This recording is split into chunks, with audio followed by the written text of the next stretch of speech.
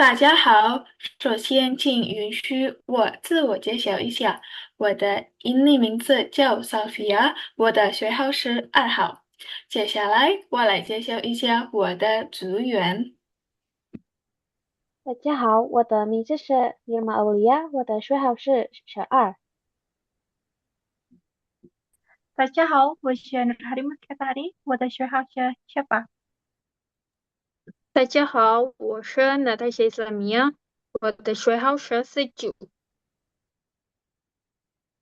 大家好，我是 Yasmin Syafina Raisa，我的序号是29。今天我们要发表的题目是从一线医院访谈看商务翻译中的挑。接下来是本研究的研究背景。随着印尼与中国合作的不断发展，各行各业的中文翻译的需求也随之增加。翻译在准确传递信息，确保沟通顺畅方面发挥着重要作用。然而，在实际工作中，翻译人员可能会面临各种影响翻译过程的障碍。因此，本研究旨在探讨中文印尼文翻译人员所面临的障碍，以及为克服这些障碍所采取的应对措施。接下来，我来介绍研究问题和假设。我们的研究有3个主要问题。第一，在职场中，双向翻译的实际情况是怎样的？第二，翻译人员面临哪些具体的障碍？第三，他们采取了哪些措施来克服这些障碍？关于解释，我们认为属于和机会障碍影响了同个领域的翻译过程。接下来我来介绍我们采用的方法。我们采用了针对性深度访谈。我们的数据是通过采访一名在港口领域工作的翻译人员得到的。这次访谈有2个目标。第一是了解他们在翻译中遇到的实际障碍。第二是了解他们为了克服障碍所采取的应对措施。Aku mau nanya ya, Kak. Jadi Ya, Kakak ini sekarang itu kerjanya sebagai penerjemah di bidang apa? Terus kayak penerjemah lisan apa tulisan? sekarang itu penerjemahnya di bidang pelabuhan. Di bidang pelabuhan, terus penerjemahnya bisa dari lisan. Lisan itu kayak koordinasi sama tim di lapangan, operasional kerja di lapangan. Terus kalau misalnya tulisan itu bagian dokumen kayak translate dokumen, SOP, apa segala macam begitu. Tapi sebagian besar di lisan apa tulisan? Sebagian besar di lisan sih, harusnya di lisan karena banyak tektokan koordinasi sama baik dari TKA sama TKI kan seperti itu. Oke. Pertanyaan selanjutnya itu Kakak udah bekerja sebagai penerjemah di bidang itu tuh berapa lama? Terus juga lebih sering nerjemahin dari Indo ke Mandarin apa Mandarin ke Indo? Udah jadi penerjemah itu dari tahun 2022, mungkin sudah hampir 4 tahun, 4 atau jalan ke 5 tahun begitu. Nah, terus kalau untuk terjemahnya itu lebih banyak ke Mandarin ke Indonesia. Selanjutnya saya yang nanya, untuk kendalanya, apa yang paling sering Kakak hadapi saat menerjemahkan teks di bidang tersebut? Nggak harus teks juga sih, kayak percakapan Kalau atau gimana gitu.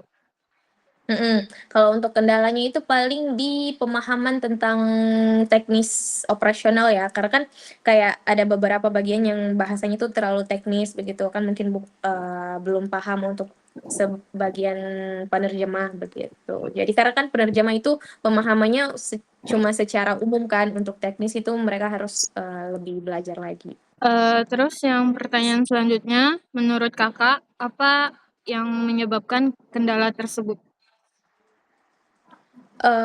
Menyebabkan kendala tersebut itu mungkin di struktur bahasa, kayak penyusunan kosakatanya, terus mungkin, kurang pemahaman sama kosakatanya, kayak kosakata baru, baik itu dari teknis atau kayak penjelasan-penjelasan secara, di operasional di lapangan, itu mungkin bisa jadi kendala. Kalau misalnya ini, gimana sih cara Kakak itu mengatasi kendala-kendala yang Kakak alami tersebut gitu? Kalau untuk, apa namanya, mengatasi kendala itu paling, bertanya sama rekan kerja. Biasanya sih kalau misalnya kayak ada kendala di bahasa teknis gitu, kalau pemahaman teknis gitu, tanyanya ke TKA-nya langsung, kayak, orang China-nya langsung, kayak kita minta penjelasan dari mereka bagaimana, kan mereka mungkin bisa menjelaskan, menggunakan bahasa yang lebih sederhana, santai, maksudnya mudah dipahami. Kalau tadi kan pakai, solusi mengatasi kendalanya kayak gitu ya, nanya ke Mhm. TKA atau gimana gitu. Nah, kalau kayak gitu ada nggak strategi atau teknik tertentunya gitu? Selain nanya sama TKA gitu? Selain tanya mungkin pakai Google Translate ya? Google Translate, pakai Google Translate atau, ya paling lebih umumnya sih minta mereka untuk penjelasan lebih sederhana lagi sih, supaya kita lebih paham. Tapi kalau TKA di sana tuh banyak nggak yang bisa bahasa Indonesia atau malah emang terbatas banget bahasa Indonesianya atau nggak bisa sama sekali? Ada yang lancar banget bahasa Indonesianya, ada yang udah bisa dikit-dikit, ada yang nggak bisa sama sekali. Berarti kayak nggak pakai teknik-teknik tertentu gitu ya, Kak? Enggak sih, paling ya cuman tanya aja, kayak misalnya kalau lagi koordinasi di lapangan, terus kita kendala nih kayak ada, kan ini kan di bagian di bidang pelabuhan ya, kan pasti di bidang pelabuhan itu kayak masalah, alat-alat berat itu kan mungkin kita kurang paham kan bagaimana, nah paling minta mereka jelasin lagi dengan, lebih mudah dipahami lah seperti itu. Jadi kita juga ndak salah tafsir, terjemahannya. Terakhir Kak, terakhir.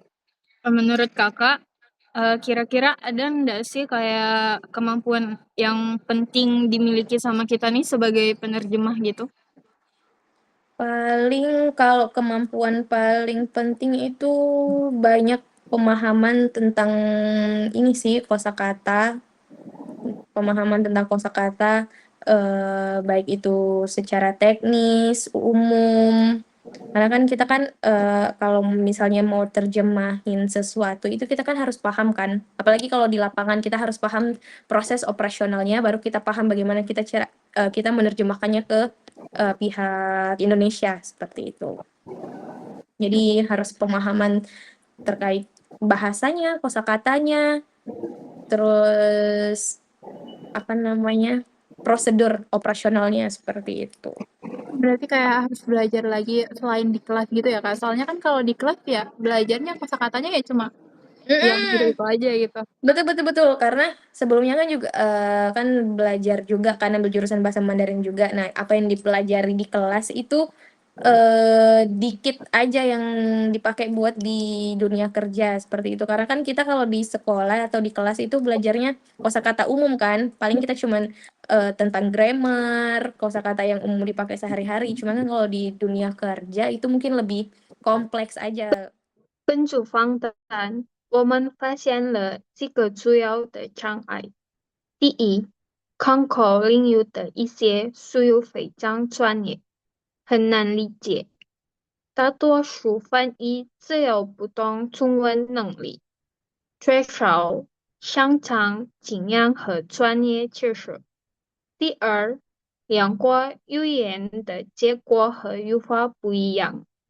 第三，经常出现一些不熟悉的新机会，因此议员需要深入学习技术输入和语境。为了解决这些问题，翻译人员会采取2个措施：第一，是向中方学术专家请教；第二，是利用谷歌翻译等数据化工具。最后是我们的家人我们建议以医院自治州广告和术语表主动做现场学习，建议企业为新员工提供培训。结论是，我们的解释成立。知识输入和语法查实是主要障碍，但是通过尽早总结和使用数据工具，可以保证翻译的准确率。可能主要是专业术语、语言结果以及新的词汇。为了提高翻译的准确性，他们通常会向同事请教，并借助翻译工具。由此可见，除了语言能力之外，专业知识和实践经验对于翻译员来说也非常重要。谢谢大家。